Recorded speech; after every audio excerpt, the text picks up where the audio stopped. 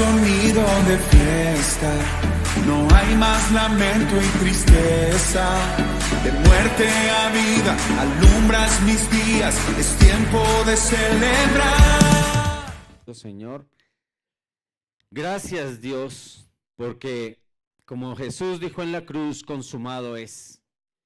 Y ese consumado es, Señor, implicaba tantas cosas, Dios. En esencia, la victoria tuya, Padre eterno, Señor. Esa victoria que nos lo prometiste desde el comienzo de la creación, Señor, que está escrito en la palabra. Desde que el momento en el que Adán y Eva pecaron, tú plasmaste en las escrituras la salvación, Dios. Te damos gracias, Señor, porque en Jesucristo eso se hizo realidad. Abre nuestro entendimiento, Señor, para que no sean simples palabras, para que nosotros podamos ver y entender lo que implica la resurrección, para que podamos nosotros ver y entender cómo afecta eso nuestras vidas. Ayúdanos, Dios bendito, Señor, para honrarte y honrar especialmente el sacrificio que Jesús hizo en la cruz. Te doy la gloria y la honra, Señor. Te bendigo, amado Padre. Espíritu Santo, guíanos a toda verdad, te lo suplico, para honrar la palabra del Señor. Amén y amén. Bueno, como les decía, yo quiero que nosotros hoy entendamos, no un concepto, ¿sí? La gente dice, Cristo murió por nosotros. Sí. Cristo pagó por tus pecados. Sí. ¿Y qué es eso? ¿Qué implica? Si tú no lo entiendes en tu lenguaje o en nuestro lenguaje, nosotros no vamos a entender qué es vivir una vida cristiana. Y yo creo que lo importante no es acá venirles y traerles unas palabras en griego o venir y traerles frases bonitas y que nadie entienda o que no sepamos cómo vivir ese evangelio. ¿Qué es lo que implicó la muerte de Jesús? ¿Qué es lo que implica un día tan especial como el que celebramos cuando celebramos la resurrección de Cristo? Si eso pasó hace 2000 años, ¿y a mí en qué me afecta hoy? ¿En qué?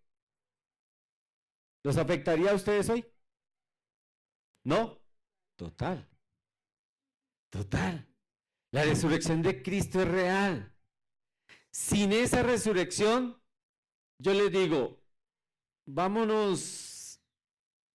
¿A dónde? Pues hagan cualquier cosa, lo que quieran. Armemos una rumba. Si Cristo no resucitó, pecar o no pecar da la misma. Da la misma. ¿Sabes por qué? Porque si no hay resurrección, pues vas a quedar muerto en una tumba. Así de sencillo, esa es la implicación de lo que pasó el día de la resurrección. Vas a quedar ahí. Las promesas de Dios fueron mentira. ¿Y para qué va a servir ser cristiano si no hay resurrección? Ahorita lo vamos a ver cómo lo describe Pablo, ¿sí? Hoy vamos a trabajar 1 Corintios 15. César mencionó algo ahora en 1 Corintios 5. Pero yo quiero que miremos no todo el capítulo 15, ¿sí? Pero sí vamos a estudiar algunos apartes. Y vamos a ir a 1 Corintios 15, del 12 al 19. Dice, ahora bien, está en la Biblia de las Américas. Ahora bien, si se predica que Cristo ha resucitado de entre los muertos, ¿cómo es que dicen algunos de vosotros que no hay resurrección de los muertos? Pablo estaba haciendo esta alusión porque desde que nace el cristianismo habían unas sectas y dentro de esas sectas habían unos que decían que la resurrección no existía, que eso era falso. Entonces Pablo acá lo que está haciendo es dándoles una explicación.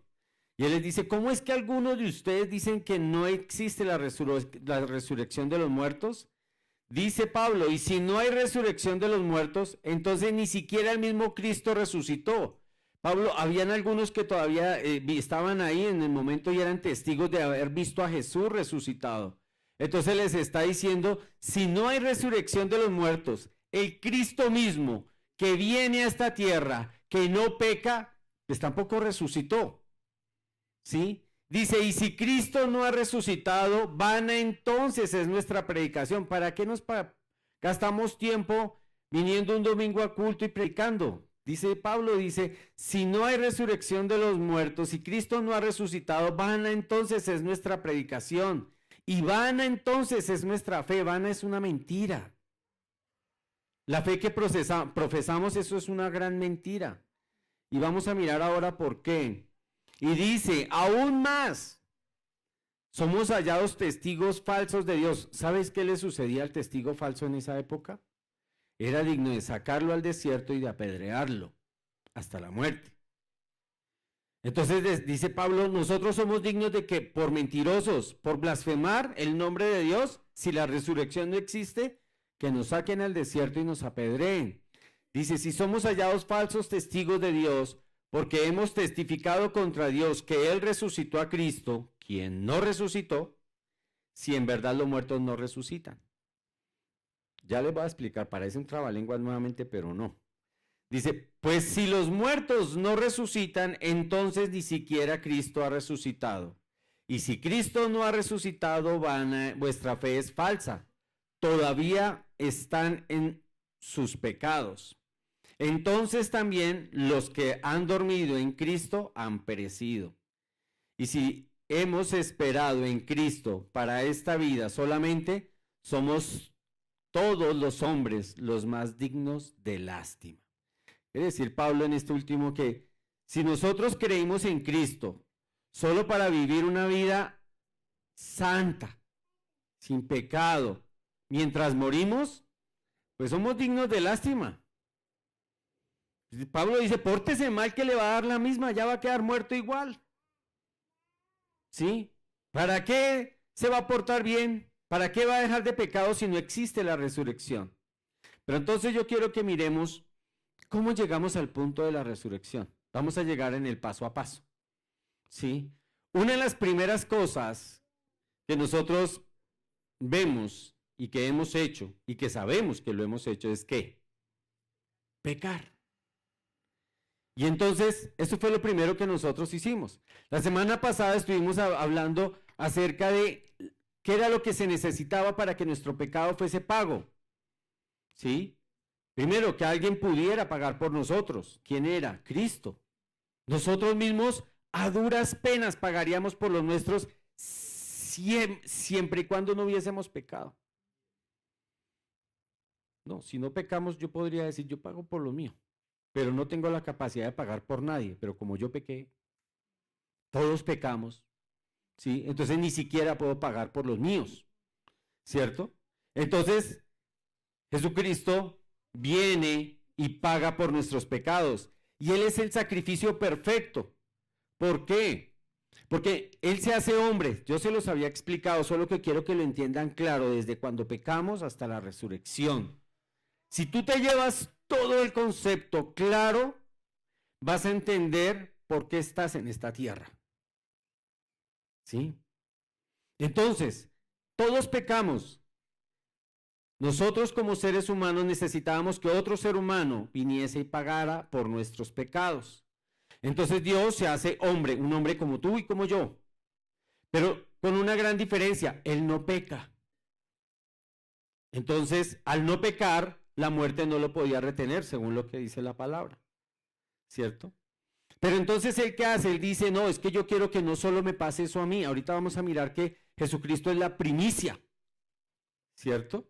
Entonces, ¿qué sucede? Él dice, no, yo voy a pagar es por los pecados de toda la humanidad. Para que alguien pudiese hacer eso, pagar los pecados de toda la humanidad, tenía que ser una persona de extremo valor. Y yo sé que sus mercedes lindos son muy valiosos, pero no nos alcanza. ¿Sí? Entonces, Jesucristo, que es Dios mismo, tiene el valor suficiente para pagar por los pecados de toda la humanidad. Yo les decía, Jesucristo dijo, yo tengo el poder para dar mi vida y tomarla. Ningún ser humano puede dar la vida. ¿Por qué? Porque la vida le pertenece ¿a quién? A Dios. No tenemos derecho sobre nuestra vida. ¿cierto? Pero Jesús sí tenía derecho, él dijo, yo sí tengo derecho, porque Él es Dios.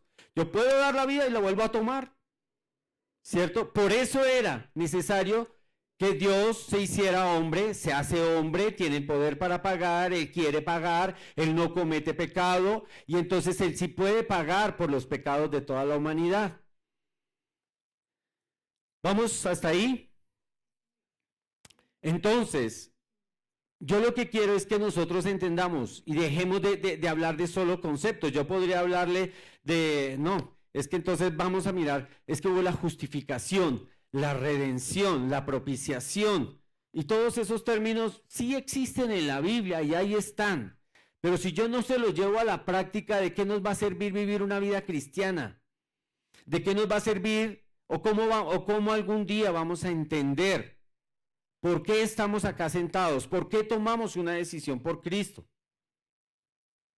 No lograríamos entenderlo, sino que ¿usted es cristiano? Sí. ¿Por qué? Estaríamos como los demás, por tradición y no por convicción.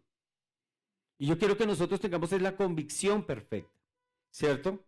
Entonces no vamos a hablar ahorita de redención, de justificación, ni de la santificación, aunque sí la va a tocar un poquito, pero entendiendo qué implica cada cosa, ¿cierto? Entonces yo quiero que veamos nuestra vida cristiana mucho más allá de un concepto. Primer parte, ¿pecamos? ¿Sí o no? Todos, ¿sí o no? Levánteme la mano el que no ha pecado. Levanten la mano, que no ha pecado. Todos hemos pecado.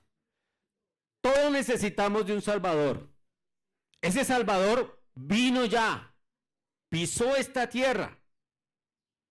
Dios mismo pisó esta tierra, se hizo hombre para venir y rescatarte a ti y a mí. Hasta ahí vamos. Solo Él lo podía hacer, ¿cierto? Pero hay algo muy, muy tremendo, y es que hoy vemos algo que preocupa incluso dentro del mismo cristianismo, y es que la gente no le da importancia al pecado. La gente peca y eso es como si nada. ¿Saben por qué es eso? Porque tienen como concepto que Jesús pagó por tus pecados. Es un concepto que está ahí, pero que tú crees que no le implica nada a tu vida, y sí implica en tu vida. Muchas de las consecuencias de todo lo que te pasa a ti es fruto del pecado. Y de que no entiendes que debe haber un arrepentimiento. Cuando tú sientes que no has pecado, no sientes la necesidad de arrepentirte. Pues ¿de qué me voy a arrepentir? Ay, fallé. Pues ya eso está pago. ¿Sí? Y la gente está actuando de acuerdo a lo que sencillamente cree. Y ¿sabes algo? Nunca reconoce sus desvíos, sus inclinaciones, sus malas pasiones. Se nos cuenta lo que pensamos como pecado. Yo creo que nos iría mejor si nos contaran las acciones como pecado. ¿Sí? Pero de todo eso necesitamos ser salvos, ¿cierto? Y la verdad es que el pecado nos afecta a todos, ¿son unos más que a otros? No, a todos, ¿sí? Pero hoy, y eso le digo yo a ustedes padres, ¿sí? ¿Qué les quiero decir? Hoy la persistencia de nuestros jóvenes es a alejarse de los valores. ¿Y sabes algo? En estos días que he estado por ahí mirando también en redes sociales, los jóvenes se conforman con decirle, he visto parejas homosexuales que dicen, si Dios me ama, eso es suficiente. No es suficiente. No es suficiente. ¿Sí? Y es suficiente, ¿por qué? Porque es que los jóvenes de hoy han crecido en una cultura, ¿sí?, en que dan por sentado sentirse bien consigo mismos, porque es lo que el papito y la mamita le enseñan al nené en la casa, ¿sí? Le enseñan a que la mayoría de los jóvenes, mijo, tú tienes que creer en ti. Tú tienes que sentirte bien con lo que hagas. No importa lo que hagas, siéntete bien contigo mismo. Supérate a ti mismo, ¿sí? Y es un poco de cosas, pero nunca le dan un verdadero enfoque dentro de la fe. ¿En qué parte quedó la fe? Hermano, es que su hijo puede morir mañana, pasado, en un mes, en un año. Usted sabe lo que pasa cuando una persona muere y lo voy a ver más adelante. Apenas la persona muere, o al infierno o al cielo, eso es instantáneo. Instantáneo. Más adelante voy a mirar eso, no me quiero adelantar, pero la mayoría de los jóvenes expresa lo que sientes. Dime cómo vives, ¿sí? Porque eso fue algo que los papás, por no hacer sentir mal a los niños, ¿sí? Al nené de 40 años que todavía está en la casa, ¿sí? Al nené que le dice al papi, papi, yo no pedí nacer, ¿sí? Tú me tienes que mantener. Yo no les digo lo que haría,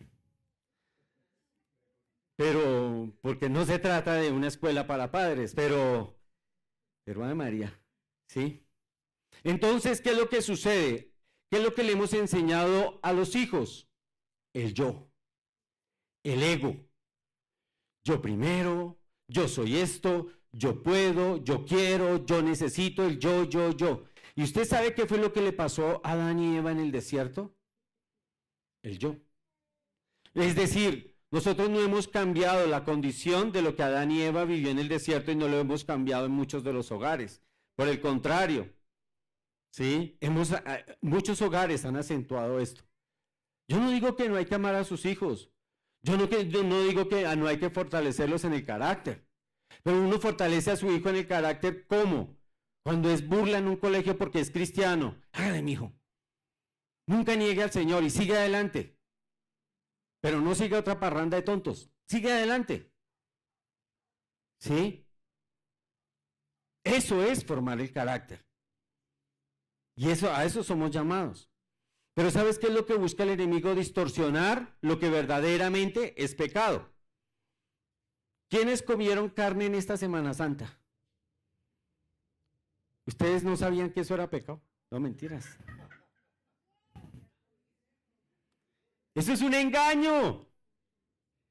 Le dicen a ustedes que no coma carne en Semana Santa porque es pecado. ¿Y en dónde dice en la Biblia esa vaina?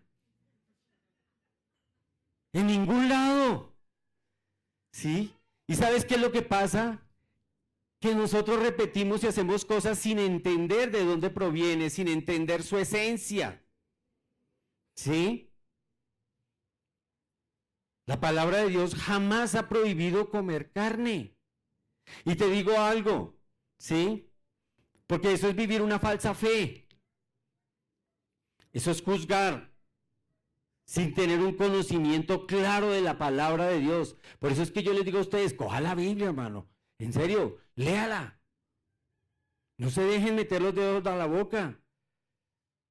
Si fuera pecado comer carne un Viernes Santo, sería pecado comerla todos los días. ¿Y saben por qué? Porque a Dios no se le honra un día, a Dios se le honra todos los días. Sí. Entonces ya vamos entendiendo que hay conceptos básicos que distorsionan una verdadera fe. Y Jesucristo, ¿sabes qué fue lo que dijo? El problema no es lo que tú te comes. El problema es lo que sale de tu boca, porque viene del corazón. Eso fue lo que dijo Jesús. ¿Ves? Entonces, vamos a mirar qué es lo que pasa con todos aquellos que no toman en serio el pecado. Romanos 6:23 dice, porque la paga del pecado es muerte, pero Jesús resucitó. Entonces, miremos a ver ¿qué pasó? La paga del pecado es la muerte. Eso le pasa al que está en pecado. Dice, pero la dádiva o el regalo de Dios es la vida eterna en Cristo Jesús, Señor nuestro. ¿Y cómo se da eso? Bueno, vamos a mirarlo. Vamos a mirar. Porque es que hay una solución a ese problema. Ya entendimos. Somos pecadores. Necesitamos de un Salvador. ¿Cómo se dio eso? Bueno, pues el amor increíble de Dios hacia nosotros, llenos de pecado, llenos de maldad, con vestiduras sucias, llenos de harapos por el pecado, Jesucristo se hace hombre como nosotros, sin pecado, recalco, ¿sí? Y muere en la cruz. Muere en la cruz por tus pecados y por los míos. Entonces, el Dios mismo, para que vamos entendiendo, todos pecamos, necesitamos un Salvador que tenía ciertas características. Y entonces el Dios mismo, ¿qué hace? Dice, ninguno de ellos puede pagar, pues Él viene como sustituto, Él nos sustituye, nos reemplaza. ¿Cómo pasa en el fútbol? Ya uno está diciendo, vamos a mencionar a Nacional. No, ya sabemos que.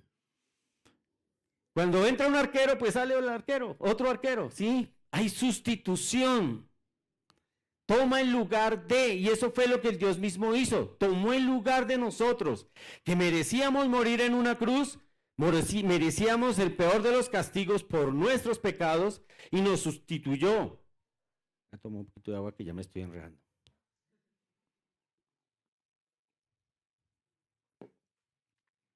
Entonces, vamos entendiendo que los pecados por los que Jesús muere son por los nuestros, pero eso tenía una razón de ser.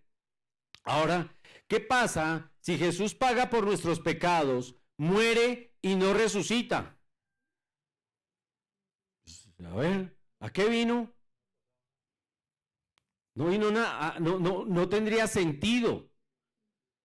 No tendría sentido que hubiese venido y lo hubiesen crucificado y lo hubiesen latigado por nada, ¿sí? Entonces el propósito de Cristo al venir fue reconciliar a Dios con la humanidad. Ese era uno de los grandes propósitos, ¿cierto? Entonces, ya les dije, ninguno de nosotros podía pagarlo. Dios mismo viene y toma el lugar. Miremos lo que dice Romanos 6, del 5 al 6. Dice, porque si hemos sido unidos a Él, ¿quién? A Cristo, en la semejanza de su muerte, ciertamente lo seremos también en la semejanza de la resurrección. Ya aquí me empieza a connotar un verdadero cambio en mi vida. Si yo me uní a Cristo y me uno a Él en la muerte y Él resucitó, yo también voy a resucitar. ¿Claro? Entonces, pecamos. Jesús viene, nos sustituye, muere en la cruz. Yo me acojo a eso, pero es que Él resucita, entonces tú también tienes derecho a la resurrección. ¿Ya? ¿Vamos entendiendo el concepto claro? No quiero que en serio, como que tú creas en la resurrección, pero ni siquiera sepa qué es eso. Eso le pasó a los apóstoles. Es que ellos no tenían el Nuevo Testamento escrito como lo tenemos tú y yo. ¿Sí? Y el Nuevo Testamento sí nos da luces. El versículo 6 de Romanos 6 dice, sabiendo esto, que nuestro viejo hombre fue crucificado con Él, entonces tenemos que entender algo muy importante. Esa vieja naturaleza pecaminosa, ¿sí?, fue crucificada con Cristo. Entonces tú no puedes seguir en la misma parranda, en la misma lujuria, en las mismas cosas, porque ese viejo hombre fue crucificado con Cristo. Dice, para que nuestro cuerpo de pecado fuera destruido.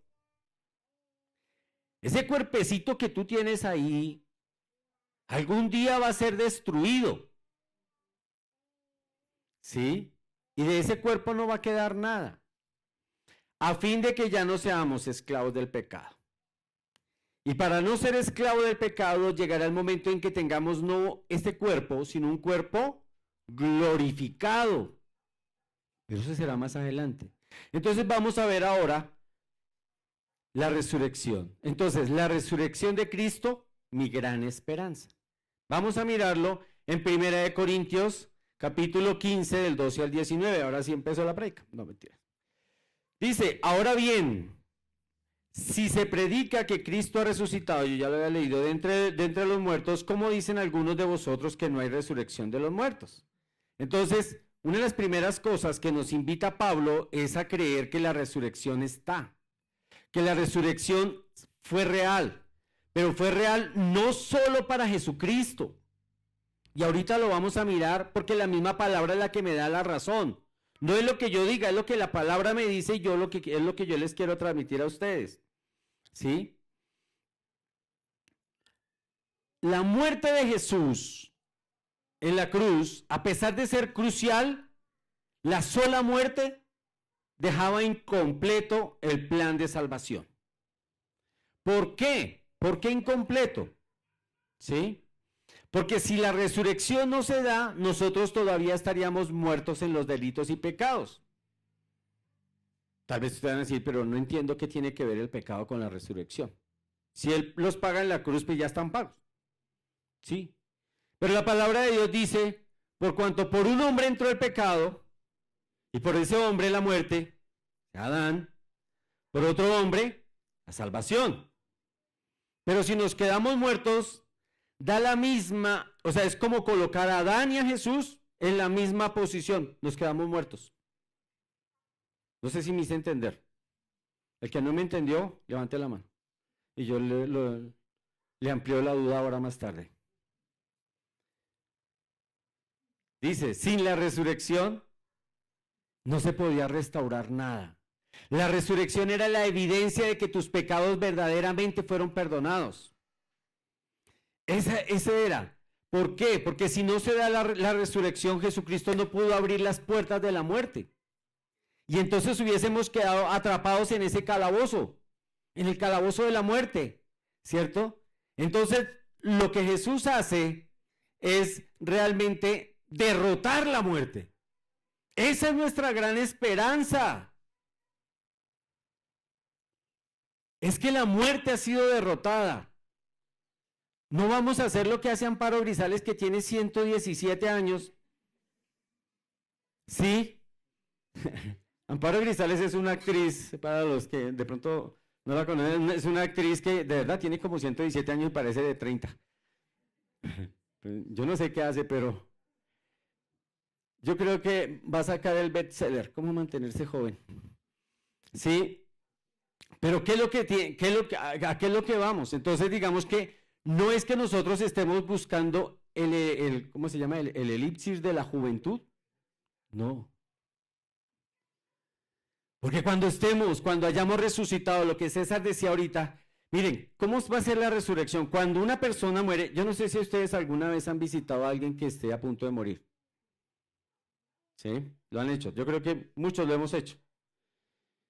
Yo cuando lo hago, yo digo, ¡y Dios santo, esta persona es salva o no! Es una de las primeras preguntas que yo me hago. Y yo sí pienso mucho en ¿a dónde se va a ir esta persona si llegara a morir? Porque esa persona cuando muere, cuando sus funciones cesan, el alma sale y va al infierno o va al cielo. Inmediato. Entonces yo no sé si ustedes alguna vez han pensado en eso. ¿Sí? ¿Y a qué va el tema? El tema es que cuando Cristo abre las puertas de la muerte, ya la muerte no nos puede retener. Entonces es un momento especial, la muerte ya se convierte en un momento especial, por eso es que es un momento de esperanza para nosotros, porque ni la muerte nos puede retener. Lo peor que, entre comillas, le podría pasar a un ser humano es la muerte, pero ya la muerte no es problema, y el mismo Pablo lo decía. Mire lo que decía Pablo, ¿sí? Más adelante, él decía, el vivir en Cristo, el morir en Cristo es ganancia, ¿sí? Pero si él tenía que seguir en un cuerpo normal, pues lo iba a hacer, ¿cierto? Dice en 2 Corintios, capítulo 5, dice, aunque estamos animados siempre sabiendo que mientras habitamos en el cuerpo, estamos ausentes del Señor. O sea, él me dice, mientras usted esté vivito en ese cuerpo, está ausente de Dios. Pero ¿qué pasa cuando ya está ausente del cuerpo? ¿Sí? Entonces él dice, y luego dice, pero cobramos ánimo y preferimos más bien estando ausentes del cuerpo, pero habitando con el Señor. O sea, eso es inmediato. Eso es inmediato. Yo quiero que nosotros entendamos el valor de la resurrección. Porque es que sin la resurrección, nuestra relación con Dios no ha sido restaurada, porque el pecado no ha sido perdonado. La evidencia del pecado perdonado es que Dios te ve justo. ¿Cierto? Es que te quitaron tu prontuario. Tu prontuario no existe. No hay de qué acusarte, no hay de qué juzgarte. Entonces, si eso ya no existe, porque fue verdaderamente pago y se cumplió todo lo que la Escritura decía, entonces nosotros, dice la palabra, que acogiéndonos a Jesús en su muerte, también tenemos derecho a acogernos en su resurrección. Es eso lo que sucede. Entonces dice, y si Cristo no ha resucitado, en 1 Corintios 15, 17, si Cristo no ha resucitado, nuestra fe es falsa. ¿Para qué le vamos a predicar a otros si todos nos vamos a quedar muertos? Tiene sentido. No tendría ningún sentido. Entonces yo quiero que entendamos eso. Va a haber un momento en el que vamos a morir. ¿Sí? Lo va a haber. Tal vez algunos pensarán que eso está lejos. Solo lo sabe Dios. Solo lo sabe Dios. ¿Cierto? Pero cuando llegue ese momento es el momento más crucial de nuestra vida. Ese momento es el momento más especial. Porque apenas nosotros muramos, ahí sí como decía César, abriremos nuestros ojos, ¿sí? Y alabaremos al Señor con gozo. Yo creo que no nos imaginamos ese lugar. No nos imaginamos cómo será estar en la presencia de Dios. No tenemos ni la más remota idea de todo lo que ello implica. Pero hay algunos que abrirán los ojos y estarán en otro lugar. Y será un lugar de tormento. Y ya no hay nada que hacer. Eso de que, ¿cómo se llama? El purgatorio. Suena purgante y debe ser así. Será lo único que le darán allá, porque esa vaina no existe. Eso es una gran mentira. Esa es la mentira más grande que puede haber. Y miren lo que dice 1 Corintios 15, del 20 a 22. Mas ahora Cristo ha resucitado de entre los muertos. Primicia. ¿Qué es primicia? La primicia es el primer fruto de una gran cosecha. ¿Y cuál es la gran cosecha? Nosotros. Nosotros somos esa gran cosecha. Él fue el primero de toda la gran cosecha de resucitados que va a haber, que va a ir a la presencia de Dios. ¿Sí? Dice, ya que la muerte entró por un hombre, también por un hombre vino la resurrección de los muertos. Si no hay la resurrección de los muertos, Jesucristo queda en la misma posición de Adán. En la misma. Todos muertos. No puede haber. No puede haber sentido en eso. Entonces dice, porque ya la muerte entró por un hombre, también por un hombre vino la resurrección de los muertos. Porque así como en Adán todos mueren, también en Cristo todos serán vivificados. Entonces, Pablo decía, venga, en Cristo todos somos vivos, pero ahorita les voy a mostrar una condición. Eso no es así tan, yo quiero. No. Dice, pero quiero que entendamos que ese proceso que se vino dando desde que nosotros pecamos, viene el pago por nuestros pecados, ahora la resurrección, ¿cierto? Y todo eso nos va a llevar a la presencia de Dios, todo eso es real. Así como es real su pecado, también es real la salvación. Tan real lo uno como lo otro. Y nuestro pecado es tangible. Lo podemos ver. Tal vez nosotros no podamos ver y sentir, ¿sí? lo que fue la crucifixión de Jesús, ¿cierto? Pero fue real. Es real. Y Jesucristo lo explicó muy claramente, incluso cuando estaba en la cruz. Cuando Él estaba en la cruz, Él le hace una promesa al ladrón, ¿verdad? ¿Se acuerdan de la promesa? El ladrón le dijo, acuérdate de mí cuando vengas a tu reino. Y Cristo le dijo, de cierto te digo que hoy estarás conmigo en el paraíso. Hoy no les voy a explicar, pero el lugar a donde fue el ladrón fue el mismo lugar a donde fue Juan el Bautista, donde estaba David, Abraham. Y ellos no habían subido al cielo todavía, ¿cierto? Pero eso se lo explico después, en otro domingo, otra enseñanza, ¿sí? Y el mismo Pablo tenía una fe tan clara en la resurrección, porque Pablo en Filipenses capítulo 1 dice, cuando él le iban a hacer juicio a los romanos, él dice, pues yo no sé si voy a ser absuelto o voy a morir, ¿cierto? Pero el vivir el vivir en Cristo o el morir, cualquiera de las dos cosas, lo que pase es ganancia. Es lo que él decía. ¿Por qué? Porque si vivía y él estaba en Cristo, él seguía predicando y haciendo la obra de Jesús.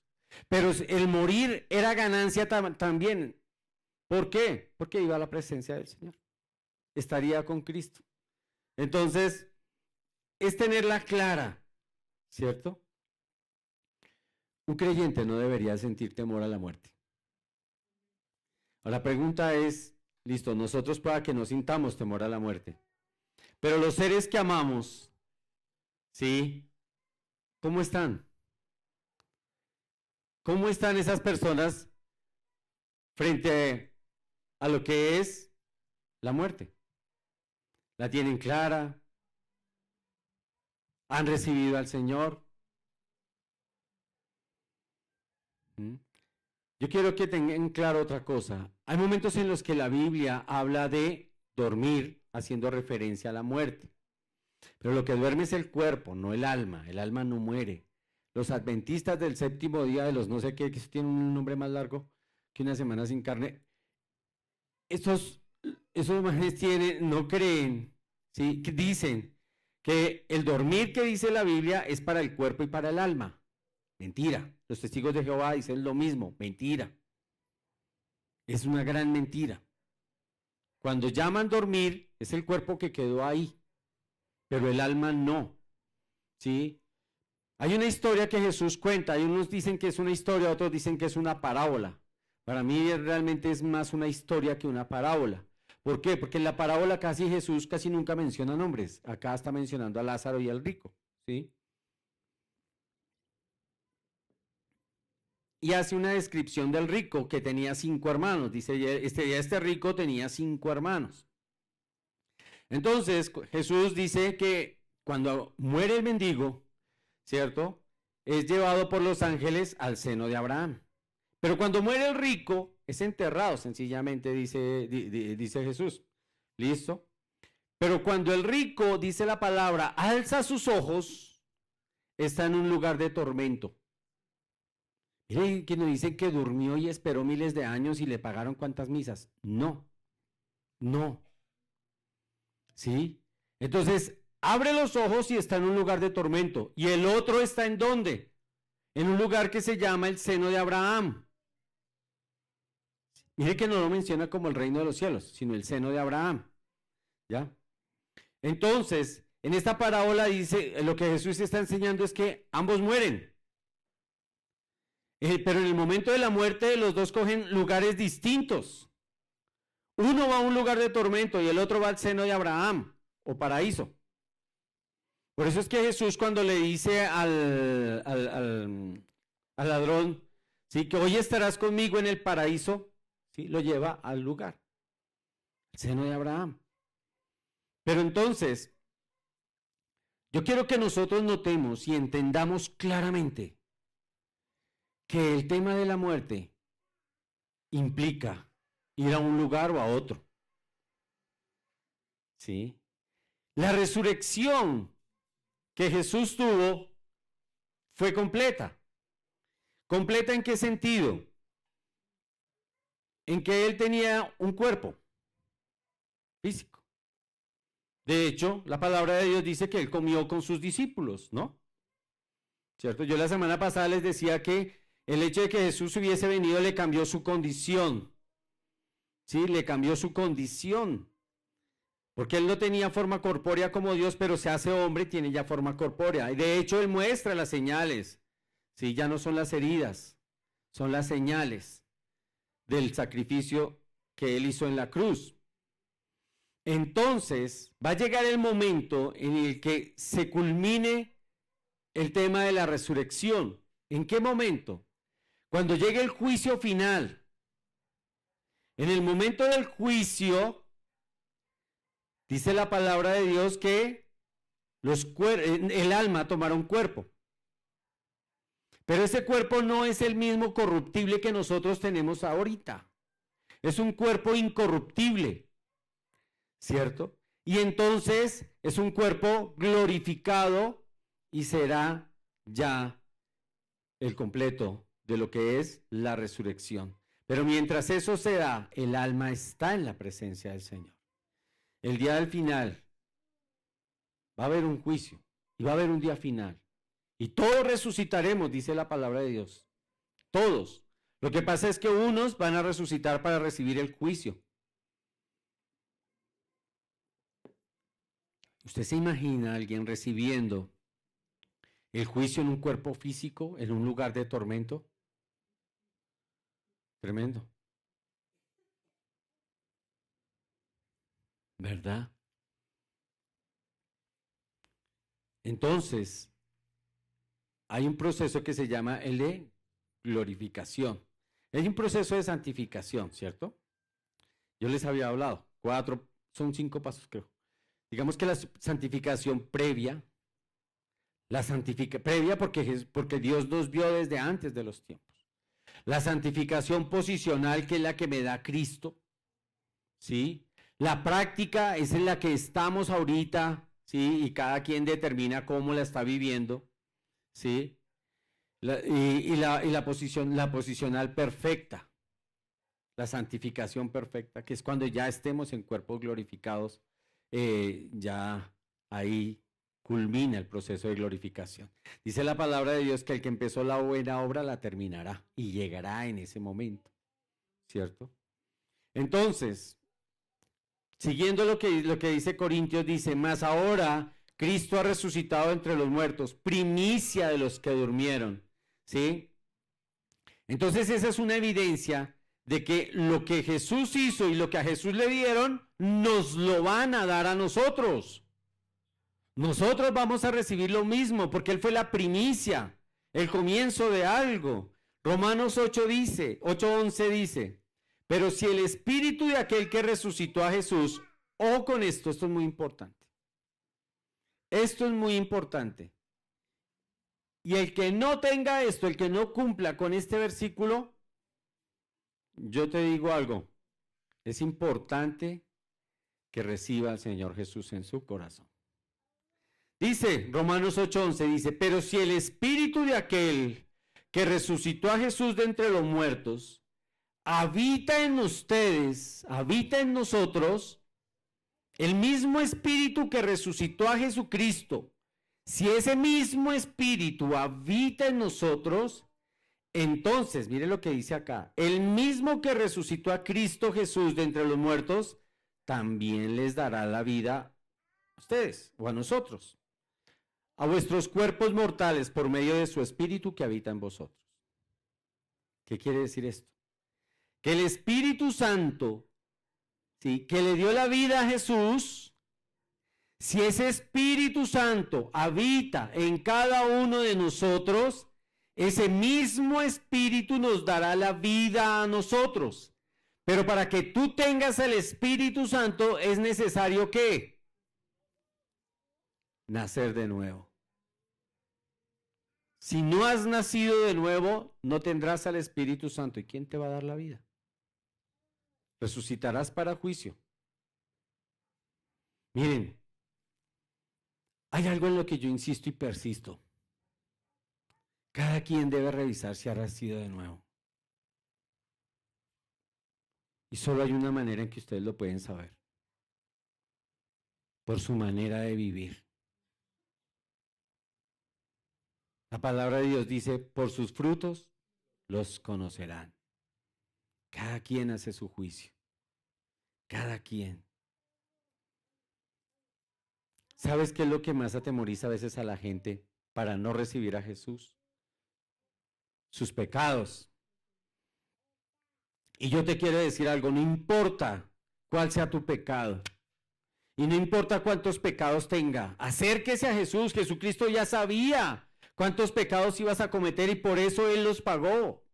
No implica eso que tú tengas que seguir en una vida de pecado, porque si sigues en una vida de pecado, entonces ese es el fruto que la gente, que tú mismo vas a ver o que tú mismo vas a dar. Entonces, si tú sigues en una vida de pecado, estás dando un fruto que no revela el nuevo nacimiento. ¿Ya? Entonces, muchas veces el diablo acusa a la gente para que no se acerque a Dios. Es que no soy digno. Nadie es digno. Ninguno de nosotros somos dignos. Entonces no tomes eso como que es que no soy digno, es que no merezco, es que yo solo merezco el castigo. Nada, Jesús ya pagó por ese pecado. Acércate a Él. El diablo es el acusador, Cristo es nuestro abogado, dice la palabra de Dios. Y quiero que nos llevemos este versículo y pongámonos en pie y quiero que todos lo leamos con voz alta, en voz alta. 1 Corintios 15, versículos del 55 al 57.